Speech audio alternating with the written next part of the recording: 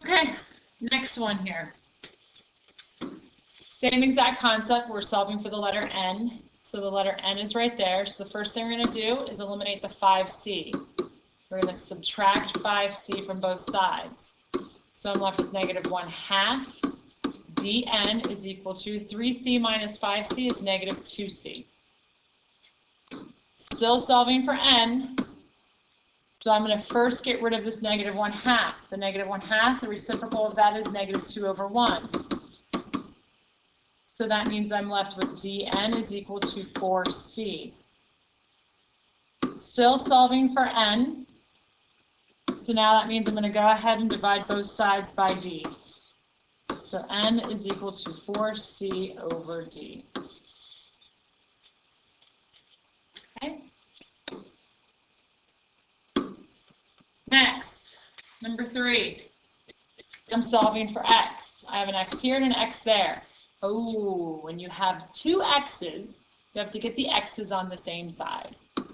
So what that means is I'm going to subtract 4kx and I'm going to put it on the right-hand side. So I have negative 7h is equal to 1kx minus 4kx is negative 3kx. Do we see that? Now I'm solving for x. So now I'm going to divide both sides by negative 3k. So I have negative 7 divided by negative 3 is positive 7h over 3k is equal to x.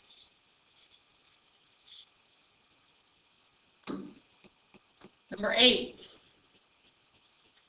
I am solving for a. A is right there. So the very first thing we're going to do is get rid of the denominator by multiplying by 11. So I have 10ac minus x is equal to negative 33. Still solving for a. So since I'm solving for a, I need to then go ahead and get rid of this x. So I'm going to add x to both sides. So I have 10ac is equal to negative 33 plus x. Now remember I said I wanted you to create good habits. So I always want you to put the x first and the number second. Then we're still solving for a. So what is attached to the a is the 10 and the c. How do I get rid of that? By dividing by 10c on both sides. So a is equal to x minus 33 all over 10c.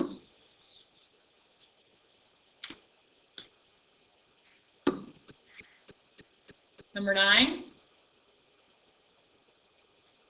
R equals 2/3 w plus v. We're solving for w. Very first thing we're going to do is subtract v from both sides. I have r minus v is equal to 2/3 w. I'm still solving for w. So the way we're going to do this is we're going to multiply both sides by 3 over 2. So that's 3 over 2 times r minus v is equal to w.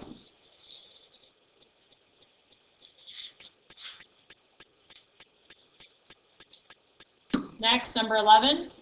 This is a fraction equaling a fraction. So we are simply going to cross multiply. AC is equal to BX. Then ask yourself, what are you solving for? I'm solving for X. So how do I solve for that? Divide both sides by B. AC over B is equal to X.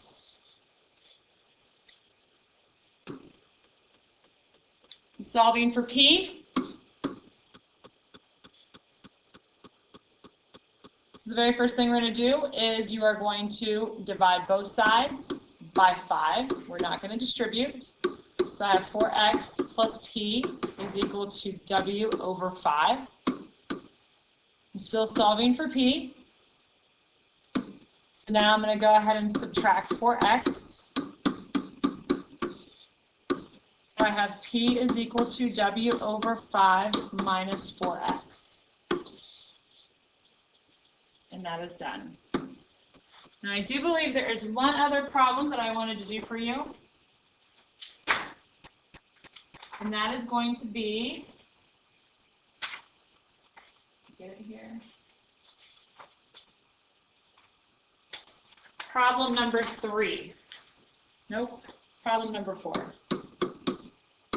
AY minus BY is equal to C. AY minus BY, do you see that there's 2 Y's? So you're going to pull that Y out. And if I pull Y out of AY, I'm left with an A. If I pull a Y out of the BY, I'm left with a B. Now remember, I'm still solving for Y. So now you have to get rid of the quantity A minus B. So that means I have Y is equal to C over A minus B.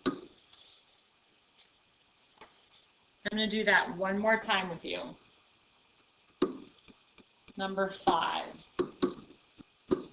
5RV minus SV is equal to 2R, and you're solving for B. So again, I have 2 V's there. So this is one is you and one is your sibling. You're going to pull out the family that you belong to, which is the V. And what remains is the 5R minus the S is equal to 2R. Then you're still solving for V.